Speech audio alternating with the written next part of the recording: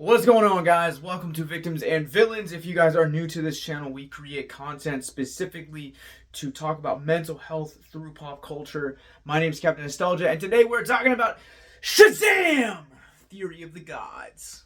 Now, this is going to be a spoiler-free review for me, but my boys over at Brilliant But Lazy are pop culture conglomerate podcast are going to be tackling this next Saturday, March 25th. So wherever you guys get your podcast from, click the links in the descriptions below to subscribe to their podcast. And make sure that you guys subscribe to this channel while you're at it. But let's talk about this movie.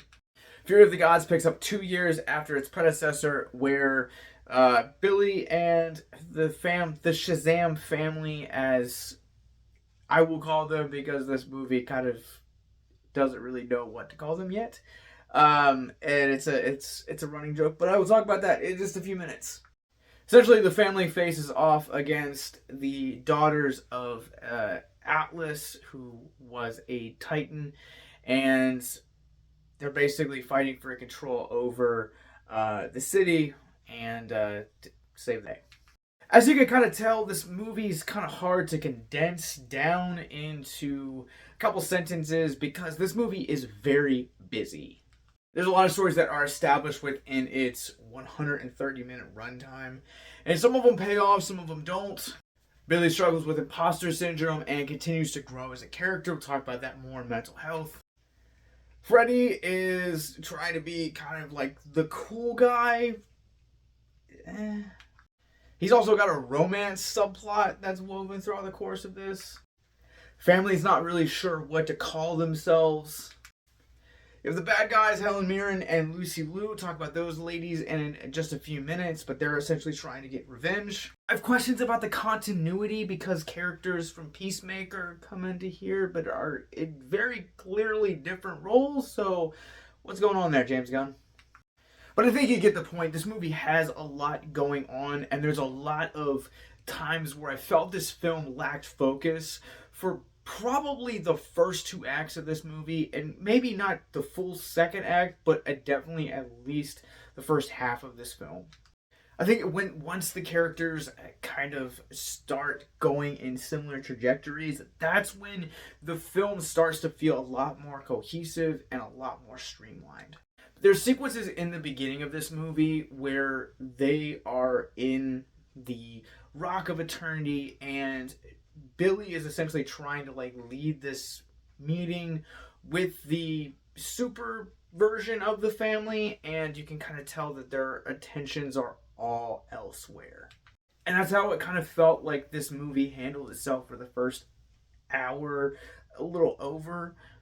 Felt like it didn't really know what it was trying to convey to the audience. Like, it had a lot of cool ideas, and they just kind of shoved them all within that first hour. But that's not to say that there aren't valuable moments within this first half of the movie. That's not to say that this movie doesn't have awesome moments that happen within its first 2 acts. I feel like I'm being really too hard on the first 2 acts of this movie. Just saying, from a narrative perspective, the cohesiveness just isn't here.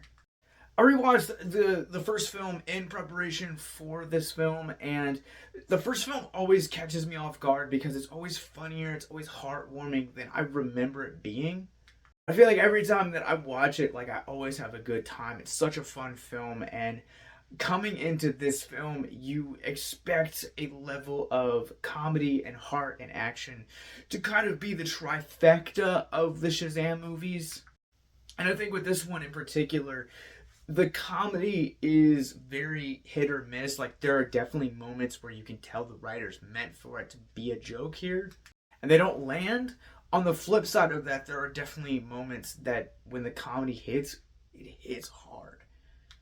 And I feel like the second half of this movie, like I said, once everything feels a little bit more streamlined, the heart of this movie hits so hard. Man of Steel and Avengers Endgame, when it comes to comic book movies, are the only 2 films within the genre that have ever legitimately brought me to tears. When I bought tickets to a Shazam movie, I was not expecting to draw near that level of emotion to where I literally could feel tears bubbling up. There is a very, very set of precious moments in the third act of this movie that definitely just hits hard. And I will say, with the emotional aspect of this movie took chances that the first one didn't, and I really respect it. It feels like the emotional core of this movie is bolder, and it actually, in that respect, I will say the emotional portion of this movie definitely hits harder and better than the first film. But I think in terms of scope, this movie definitely feels bigger, but bigger does not always mean better. Remember that, folks. I try my best not to use this as a complaint because I understand how hard the medium of visual graphics actually are. But I feel like also with a film that had a release date that was originally scheduled for 4 months earlier, there are some sequences in this movie that definitely feel rough, that definitely feel unfinished, and it's noticeable CGI. Then again, you get to the third act, which has a bunch of CGI, and the images are just very crisp and clear, and they don't look as painful as the beginning of this movie. I think I'm starting to see a little bit of a trend. In terms of acting, I don't think there's like one performance that really stands out in this movie. I'll be honest, comic book movies are the hardest genre for me to really talk about acting because it just kind of feels like everyone's just not necessarily doing the bare minimum, but there's not enough to kind of really stand out. If there's one performance that really stood out, I would definitely say it's Lucy Liu. It's been a long time since I've seen her command the screen. Not to mention, I'm the horror guy here at Victims and Villains. I'm at least one of them. And her character brings into it a welcome of the horror genre with little dabs. And David F. Sandberg kind of gets to dig back into that sandbox that he did with Lights Out. And it really shows. I thought that her performance was really menacing. It was really creepy. But also at the same time, she had one of my favorite character arcs, if not my favorite character arc throughout the course of this movie. I don't want to spoil it because, like, reasons, but yeah, I really enjoyed her performance. I definitely liked her as a villain, and she has some cool things. Zachary Levi back in the role of the titular hero, Shazam. I think he does a great job in this movie as well. He's funny, he's charismatic, he's really entertaining and really electric to watch. Yes, indeed, that was a pun. Pacing of the movie, it's fine. It's literally almost the same as the second one. And if you guys are on the fence about this movie has 2 post-credit scenes.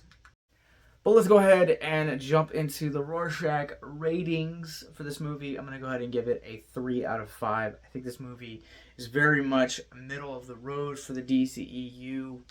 It definitely has its moments. I think it really does thrive in the performances of Zachary Levi and Lucy Liu. On top of that, I think the heart is really, really well done in this movie. And also, the comedy is like hit or miss, but it paces itself well, and there's enough here. For as busy as it is, like it or not, this movie offers a lot unintentionally. So if you guys have seen Fury of the Gods, comment below. Let me know, what would you want your Shazam superpower to be? Comment below. But let's talk about mental health. If you guys are new to our content, Mental Health Moment is where we take a theme of mental health out of the film of which we're reviewing, talk about it for a few moments, in the hopes to deconstruct the stigma surrounding mental health. Like I talked about at the beginning of this movie, Zachary Levi's character arc throughout the course of this is definitely dealing with imposter syndrome. And I thought that there's a fascinating kind of progression for his character, but it also opens the door up on something that we maybe don't talk or address enough. For someone that struggles with imposter syndrome, this movie, like I said, hit me really deep and really emotional. And it really does mess with your mental health. I feel like it heightens your sense of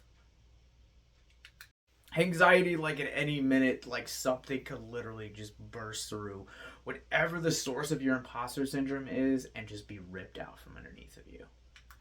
There are days where I will go into my day job and feel like I am on the verge of getting fired, or that I'm not valued, or that I'm not enough. And there are so many jobs out there that condition people to think in that environment. And so when you get into a healthy work environment, you carry that toxicity with you, and thus you have what I have on rough days where my mental health is kind of trash: imposter syndrome.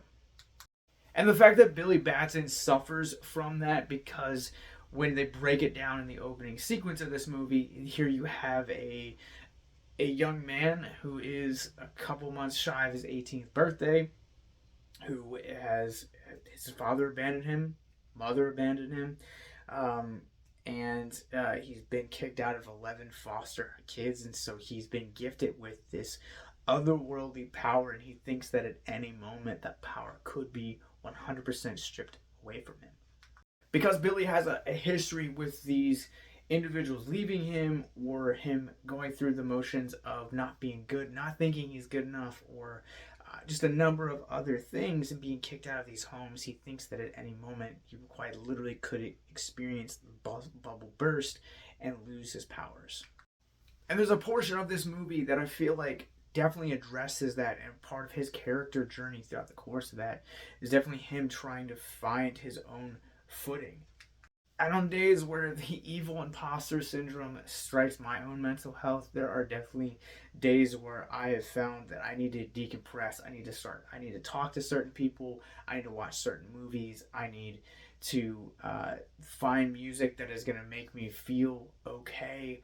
Or I will pray, or I read the Bible, or, doing a number of different practices that have gotten me out of that mindset in the past, and that will always get me out of the mindset in the future. For Billy, it ends up being this foster family that he finds 2 years ago by, just happenstance, and ultimately ends up being the best thing for his mental health. Couple that with a wizard granting you superpowers probably doesn't hurt either.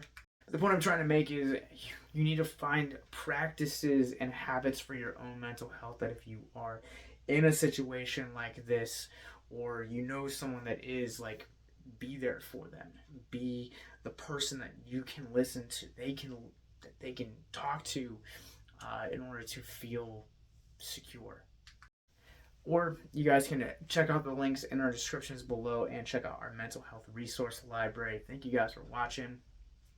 And remember, these are just my spoiler-free thoughts. Our pop culture conglomerate podcast, Brilliant But Lazy, will be covering this movie next Saturday, September 25th. So wherever you guys get your podcasts from, make sure that you guys click the links.